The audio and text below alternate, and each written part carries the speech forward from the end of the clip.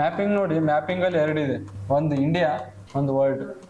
India ಸ್ವಲ್ಪ depth ಅಲ್ಲಿ ಕೇಳ್ತಾರೆ. ಇಂಡಿಯಾ ಅಷ್ಟು ಈಸಿ ಕ್ವಶನ್ ಇರಲ್ಲ. ಇಂಡಿಯಾದ ಯಾವಾಗಾದ್ರೂ ನೋಡ್ರಿ ನೀವು, ಇಂಡಿಯಾದ ಯಾವ್ದೋ ಮೂಲೆಯಲ್ಲಿರೋ ರಿವರ್ ಆಗಿರ್ಬೋದು, ನ್ಯಾಷನಲ್ ಪಾರ್ಕ್ ಆಗಿರ್ಬೋದು, ಯಾವ್ದೋ ಒಂದು ಡಿಸ್ಟಿಕ್. ಒಂದ್ಸತಿ ಏನಂದ್ರೆ ಡೆಸರ್ಟ್ ನ್ಯಾಷನಲ್ ಪಾರ್ಕ್ ಸುತ್ತಮುತ್ತ ಯಾವ ಡಿಸ್ಟಿಕ್ ಇದಾವ ಅಂತ ಕೇಳಿಬಿಟ್ಟು ಹೆಂಗ್ ಗೊತ್ತಾಗುತ್ತೆ ನಮ್ಮ. It is very minute. But world ಅಲ್ಲಿ ಹಂಗಲ್ಲ.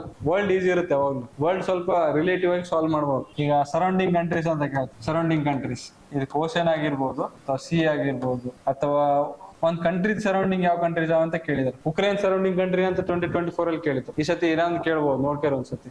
ಇರಾನ್ ಇಷ್ಟೊಂದು ವಾರ್ ನಡೆಯಕತ್ತವ, ಇರಾನ್ ಕೇಳ್ಬೋದು, ಅಥವಾ ಆಫ್ರಿಕಾ ಯಾವ್ದೋ ಕೇಳ್ಬೋದು. So borders, it's all about borders. ಇದು ಬಾರ್ಡರ್ಸ್ ಇದು. ಆಮೇಲೆ ಇಲ್ಲಿ ಸ್ಟ್ರೇಟ್ಸ್ ಕೇಳ್ಬೋದು, ಯಾಕಂದ್ರೆ ಸ್ಟೇಟ್ಸ್ ಬಗ್ಗೆ ತುಂಬಾ ಡಿಸ್ಕಸ್ ಮಾಡಕತ್ತ. State of Hormuz, Bab el Mandeb, ಅದು ಇದು ಅಂತೇಳಿ. ಸೊ ಸ್ಟೇಟ್ಸ್ ಬಗ್ಗೆ ಒಂದ್ ಸ್ವಲ್ಪ ನೋಡ್ಕೊಳ್ಳಿ, ಚೆನ್ನಾಗಿ ನೋಡ್ಕೊಳ್ಳಿ. ಅದಾದ್ಮೇಲೆ ರಿವರ್ಸ್. ರಿವರ್ಸ್ ಹೆಂಗಂದ್ರೆ ನಾವು ಇಂಡಿಯಾದಾಗ ಓದೋದ್ ಬೇಕಾಗಿಲ್ಲ. ಒಂದೊಂದು ಕಾಂಟಿನೆಂಟ್ ಅಲ್ಲಿ ಒಂದು 10 ರಿವರ್ ಓದ್ತಾರೆ ಸಾಕು. ಈ ಯುರೋಪ್ದಾಗ ಒಂದು 10 ರಿವರ್, ಥೇಮ್ಸ್, ವೋಲ್ಗಾ, ಮತ್ತ ರೈನ್, ಒಂದು 10 ರಿವರ್ ಹೋದ್ರಿ, ಮೇಜರ್ ರಿವರ್ಸ್. ಈಗ ಆಫ್ರಿಕಾದಲ್ಲಿ ಒಂದು 10 ರಿವರ್ ಇರ್ತಾವ. ಸೊ ಅದರಲ್ಲಿ ಸ್ಪೆಷಾಲಿಟಿ ಇರ್ತಾವ. ಈಗ ಆಫ್ರಿಕಾದಾಗ ಬಾಳ್ ಕೇಳೇನಿ, ಯೂಶಲಿ ಆಫ್ರಿಕಾದಾಗ ಬಾಳ್ ರಿವರ್ಸ್ ಕೇಳ್ತಾನೆ. ಕೆಲವೊಂದ್ ರಿವರ್ ಎಲ್ಲ ಈ ಕಡೆ ಹೋಗ್ತದೆ, ಹಿಂಗ್ ಹೋಗ್ತಾ ಇದಾವೆ. ಕೆಲವೊಂದ್ ರಿವರ್ ಹಿಂಗ್, ಯಾವ್ದು ಈಸ್ಟ್ ಫ್ಲೋಯಿಂಗ್, ಯಾವ್ದು ವೆಸ್ಟ್ ಫ್ಲೋಯಿಂಗ್, ಈ ತರ ಕೇಳ್ತಾರೆ.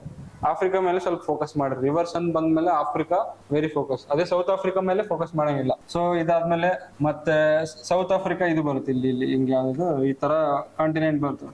ಇದು ಈ ತರ ಹೆಂಗಾಯ್ತಲ್ಲ ವರ್ಲ್ಡ್ ಮ್ಯಾಪ್. ಏನ್ ಮಾಡ್ರಿ ನೀವು, ವರ್ಲ್ಡ್ ಮ್ಯಾಪ್ ದಾಗ ಒಂದ್ ವರ್ಲ್ಡ್ ಮ್ಯಾಪ್ ತಗೋರಿ. ವರ್ಲ್ಡ್ ಮ್ಯಾಪ್ ತಗೊಂಡು ಒಂದೊಂದಕ್ಕೂ ಒಂದೊಂದು ಇದು ಮಾಡ್ರಿ ನೀವು. ಈ ಸ್ಟ್ರೈಟ್ಸ್ ಗೆ ಒಂದು ವರ್ಲ್ಡ್ ಮ್ಯಾಪ್ ಅಲ್ಲಿ ಎಲ್ಲಾ ಕಡೆ ಮಾರ್ಕ್ ಮಾಡ್ರಿ.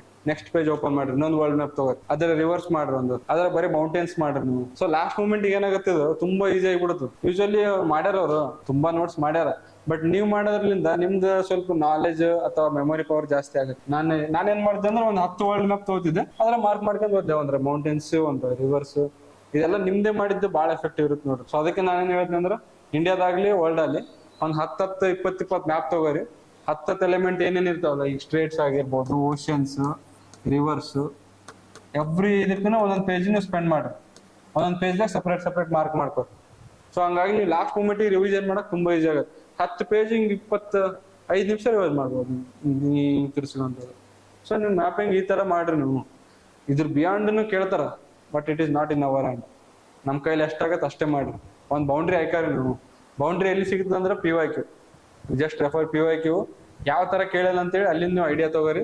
ಐಡಿಯಾ ತಗೊಂಡು ನೀವು ಅಲ್ಲಿ ಮ್ಯಾಪ್ ಮಾಡ್ಕರಿ. ಅಷ್ಟೇ ನಾನು ಇಷ್ಟೇ ಮ್ಯಾಪ್ ನೀವು ಮಾಡ್ಬೇಕಾಗಿರೋದು. ಜಾಸ್ತಿ ಡೀಟೇಲ್ ಆಗಿ ತಲೆ ಕೆಡಿಸ್ಕೋಬೇಡಿ. ಆಫ್ರಿಕಾದಲ್ಲಿ ಯಾವ್ದೋ ಕ್ಯಾಪಿಟಲ್ ಸಿಟಿ ಕೇಳಿಲ್ಲ, ಯೂಶಲಿ ಮಾಡೋದ್ ಬೇಕಾಗಿಲ್ಲ. ಸೊ ಆ ತರ just C the PYQ and get the boundary.